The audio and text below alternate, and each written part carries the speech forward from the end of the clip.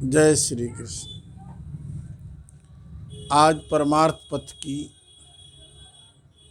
चर्चा में सुमिरन के ऊपर, जाप के ऊपर कुछ बातें बताएंगे आपको। सुमिरन होता है, उसका सीधी भाषा में अर्थ होता है याद करना, किसी की याद करना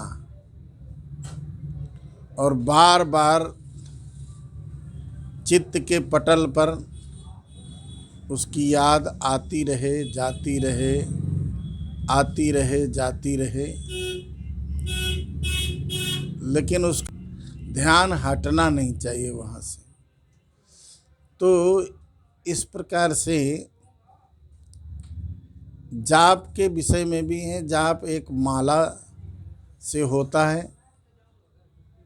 माला के जाप का भी एक नियम है, कई लोगों को पता ही नहीं होता है। 3 उंगलियों से बीच की 2 उंगलियां और अंगूठा, उनसे माला को पकड़ना चाहिए और जाप करना चाहिए। माला में एक सुमिरनी होती है, उससे उसको पार नहीं करना चाहिए। सुमिरनी पर से फिर वापस आना चाहिए। सुमिरनी पर से फिर वापस आ जाना चाहिए। तो इस प्रकार से माला के जाप का नियम है। इसको सुमिरनी बोलते हैं, जो बीच में बड़ा मन का है। इस पर से वापस होना चाहिए, इसको पार नहीं करना चाहिए। तो दूसरा, जाप करते करते जब जाप प्राण के स्तर पर आ जाता है, एक शरीर के स्तर पर आता है, एक जाप प्राण के स्तर पर जब आ जाता है, तो अपने आप भीतर मन उसको अपने आप दोहराने लगता है। मन की माला, मन अपने आप दोहराने लगता है। तो फिर उसको मानसिक जाप कह देते हैं। ये मानसिक जाप जो है बाहर वाले जाप से 100 गुना अधिक महत्व रखता है। मानसिक जाप की एक माला और बाहर वाले जाप की 100 माला, ऐसा उसका महत्व बताया गया है। एक जाप और होता है, उसको अजपा जाप बोलते हैं। अजपा जाप जो है वो श्वास से होता है। श्वास बाहर आ रही है, जा रही है, श्वास भीतर आ रही है, श्वास बाहर जा रही है। इसको योगी लोग करते हैं। इसको योगी लोग प्रायः करते हैं। आती हुई सांस, जाती हुई सांस पर मन बुद्धि को एकाग्र करना, बस। इसमें कोई मंत्र नहीं है, कोई शब्द नहीं है। इसको अजपा जाप कहते हैं। इससे भी ध्यान एकाग्र हो जाता है। वैसे ध्यान को एकाग्र करने के, मन को एकाग्र करने के पतंजलि ऋषि ने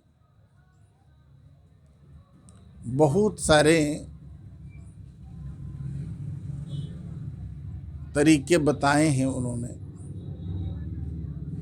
उनमें से 1-2 तरीके आपको बताता हूँ। आँखों से मन का विशेष संबंध है। आँखों की पुतली जहाँ की तहाँ आप खड़ी कर देंगे तो मन भी जहाँ का तहाँ खड़ा हो जाएगा।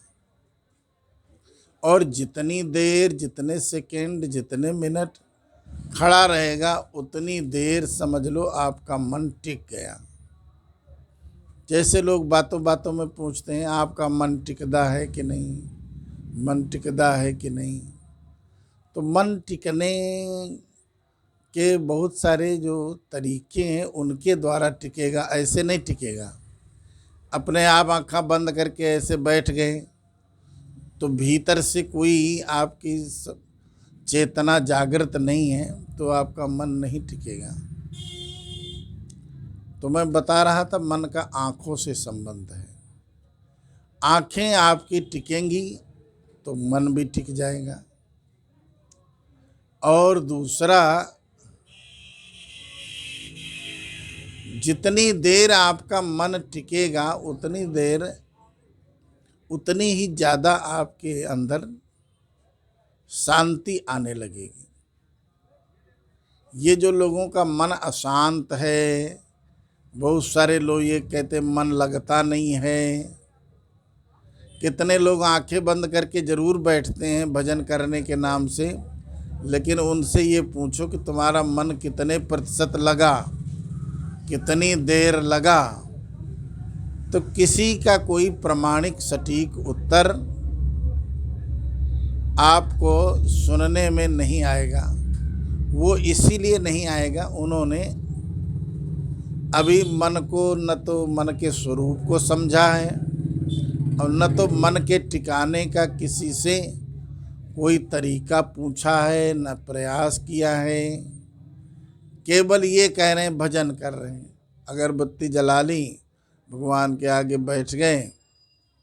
तो घर के भी लोग कह रहे हैं, आप खुद कहते हैं मैं भजन कर रहा हूँ, और बाहर के लोग भी कोई देखते हैं कहते भजन कर रहा है। लेकिन भजन का संबंध मन के टिकने से है मुख्य। मन का ठहराव नहीं है तो फिर भजन क्या है। और मन का यदि ठहराव हमारे जीवन में आ जाए तो फिर हमारे जीवन में परिवर्तन भी आने लगता है।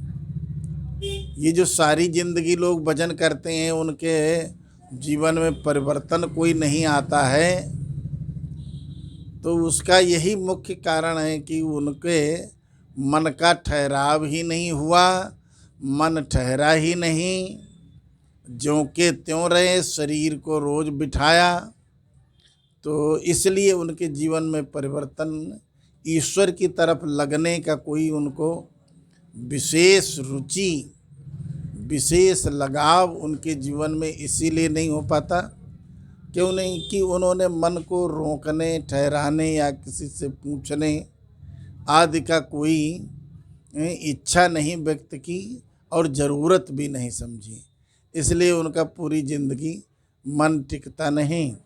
और जब मन नहीं टिकता तो भगवान के आगे तो कहते मन के हारे हार है और मन के जीते जीत, पार ब्रह्म को पाइए मन ही की प्रतीत।